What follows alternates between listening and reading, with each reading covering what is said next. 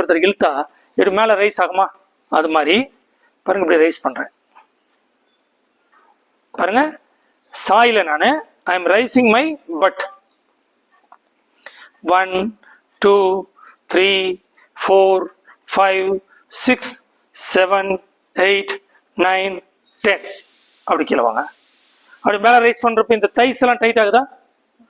இது ரொம்ப powerful exercise. இந்த ஒரு எக்ஸசைஸ் பண்றது மூலியமா உங்களுடைய தொடனுடைய மசில்ஸ் வந்து ரொம்ப ஸ்ட்ராங்கர் ஆயிரும். நம்ம உடம்புலக்கையா இந்த முழங்காலுக்கு மேல இடுப்பு கீழே இந்த தொடையினுடைய மசில்ஸ் இருக்குல்ல, அந்த மசில்ஸ் வந்து நீங்க எவ்வளவு ஸ்ட்ராங்கா வச்சிருக்கீங்களோ அதுக்கு தகுந்த மாதிரி தான் உங்களோட லைஃப் ஸ்பேன்.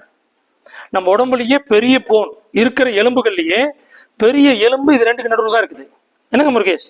அப்ப இதை பலமாக்கணும்னா நம்ம நரம்பு மண்டலங்கள் சீராகும்.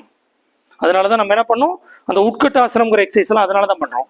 அப்ப உட்கட்டாசனம் கொடுத்தா என்ன பண்ணணும்? இது பாருங்க, இந்த மாதிரி வணங்கிய நிலையில் அப்படியே உடம்ப நேல ரைஸ் பண்ணா போதும். இந்த தொடை வந்து ரொம்ப ஸ்ட்ராங் ஆயிடுச்சு. இப்படி உட்காந்துருக்கல இப்படி கொல கொலான்னு இருக்கக்கூடியது இந்த டைட் பண்ணி இப்படி மேல ரைஸ் பண்றப்ப ஒரு பெரம்பு வச்சு இங்க அடிச்சா கூட பவர்ஃபுல்லா இருக்கும். ஃபீல் பண்றீங்களா முருகேஷ்? தெரியுதா? கொஞ்சம் ரைஸ் பண்ணணும், நீங்க ஸ்ட்ராங் ஆகுதா? அவ்வளவுதான் கண்ணே வருது. இப்ப இந்த மாதிரி பாருங்கம்மா, இப்படி பண்ணி பாக்குறப்ப இந்த மசில்ஸ் வந்து ரொம்ப ஸ்ட்ராங்கரா இதனுடைய எனர்ஜி இது வந்து ஜாஸ்தி ஆகும். இந்த இடம் வந்து ரொம்ப ஸ்ட்ராங்கர் ஆயிடும். அப்ப உங்க லைஃப் ஸ்பேனை இன்க்ரீஸ் பண்ணும் இந்த ஒரு சிங்கிள் எக்ஸசைஸ். ஒரு வஜ்ராசனத்துல உட்காடுறோம், இப்படி வணங்கி நிலையில் இருக்கிறோம், இப்படி சாஞ்சி எந்திரிக்க கூடாது. ஸ்ட்ரைட்டா இந்த உடம்புடைய வெயிட்டை நீங்க என்ன பண்றோம், இந்த தொடையினுடைய மசில்ஸுடைய ஸ்ட்ரென்த்ல ரைஸ் பண்றோம்.